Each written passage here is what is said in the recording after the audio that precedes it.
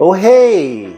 Yate, hello, and welcome to Daybreak Warriors Navajo Word of the Day. Today's Navajo word is I'm folding it. To say that in Navajo, you say hNiishłé or hNiishdeeł.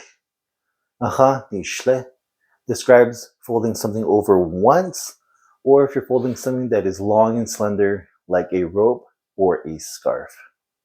Some people will use that term to describe folding clothes. If you're folding over something that requires more than one fold, like clothes, you would say hNiishdeeł.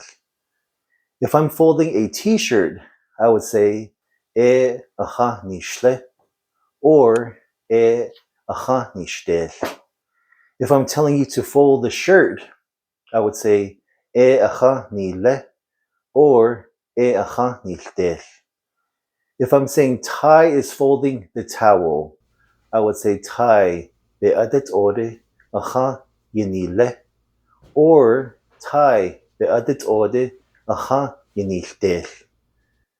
If I'm folding 3 or more articles of clothing, I would say niishłé or niishdeeł. If I'm telling you to fold the clothes, I would say niilé or niishdeeł.